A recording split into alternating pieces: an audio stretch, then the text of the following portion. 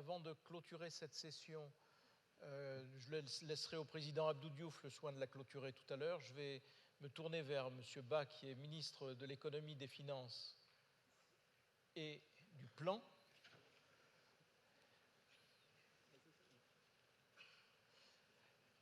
Si? Non? À qui je voulais juste une ou deux questions. Si vous le permettez, juste une ou deux questions.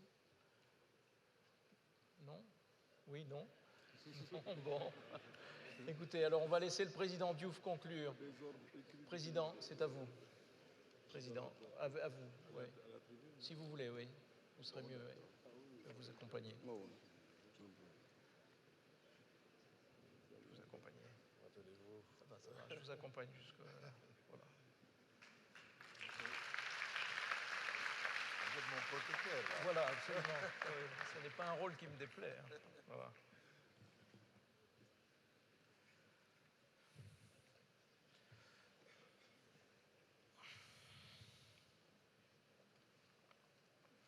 Monsieur le Président de la République du Sénégal, Monsieur le Président Macky Sall, Mesdames, Messieurs, je crois que beaucoup de choses ont été dites et j'aimerais bien rappeler dans quelles conditions nous avons été amenés à faire cette stratégie économique de la francophonie. Afrique, économie, francophonie. Trois notions, trois réalités.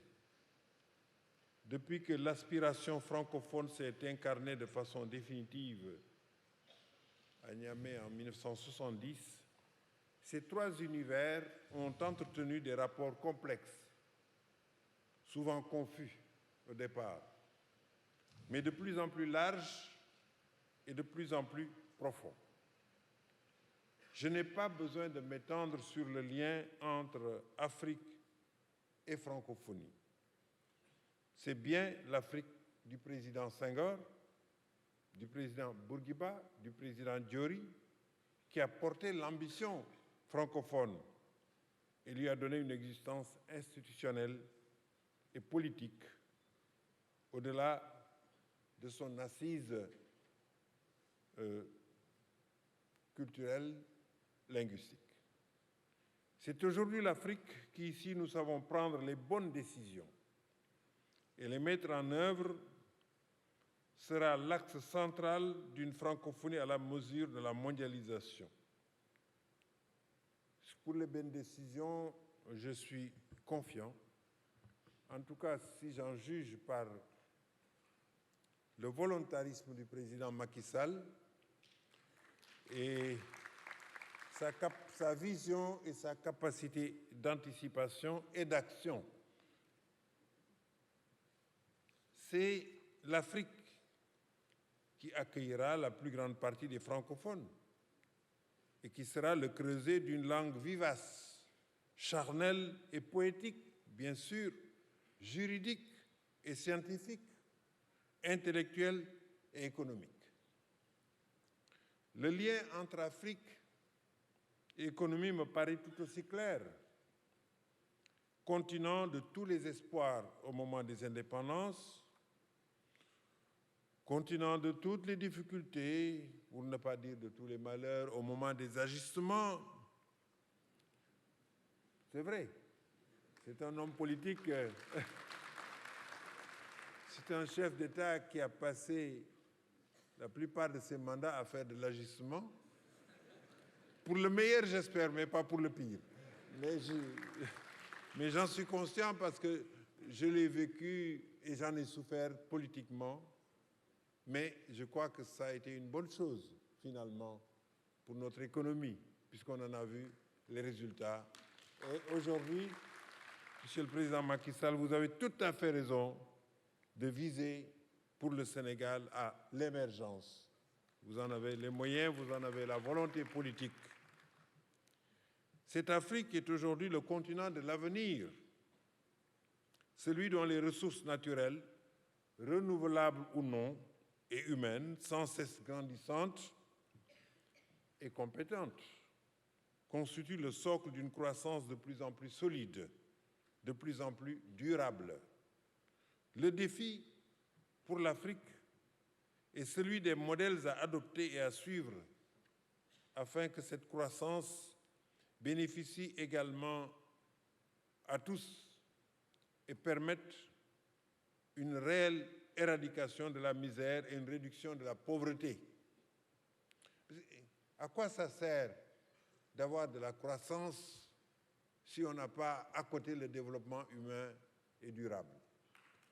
Finalement, une croissance qui ne bénéficie pas à toutes les populations et qui est un privilège pour certains, c'est évidemment une croissance qui n'est pas de qualité.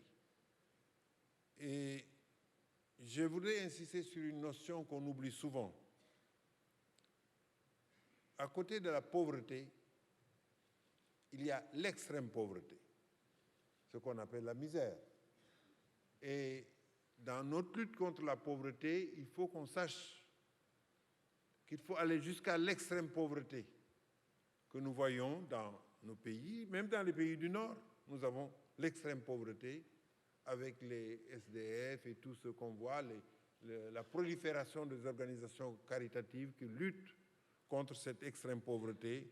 Et je tenais à insister sur cette notion. Le lien entre francophonie et économie est longtemps resté moins évident, même si les pères fondateurs ont d'emblée placé le développement et la solidarité parmi les ambitions et les valeurs premières de la francophonie.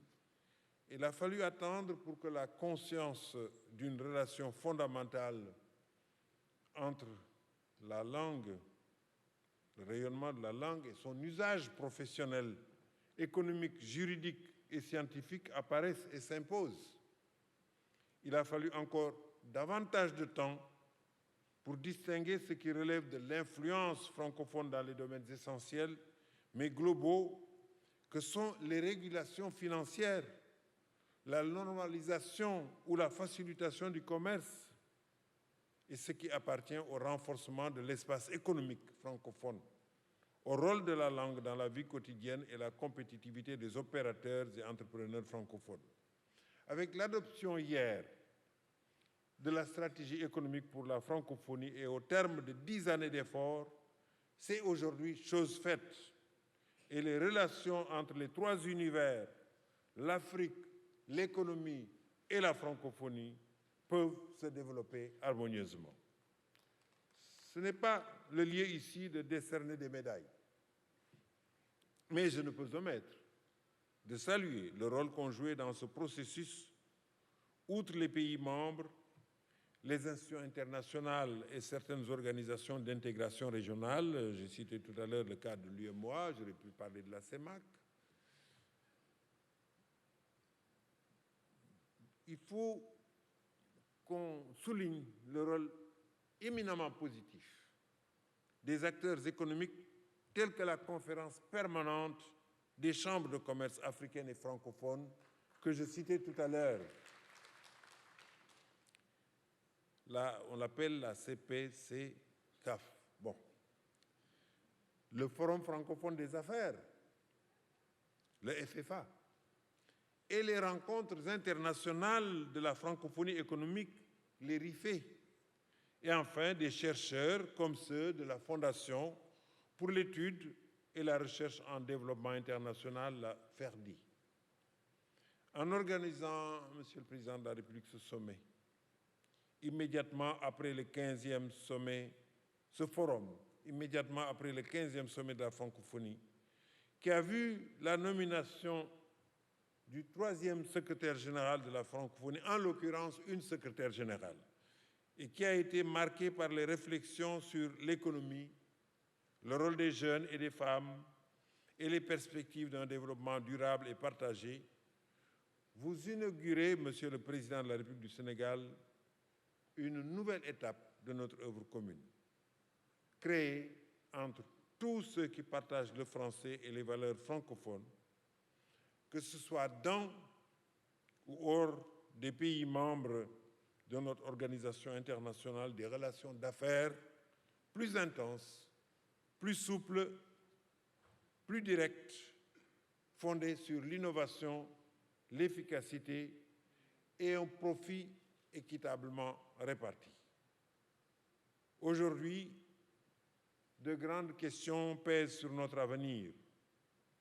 Or, ce ne sont pas les seuls gouvernements, ni les seules administrations et leurs techniciens, si bien formés soient-ils, qui peuvent y parvenir. C'est la société tout entière, ce sont les acteurs de l'économie au quotidien qui inventeront, testeront, adapteront les solutions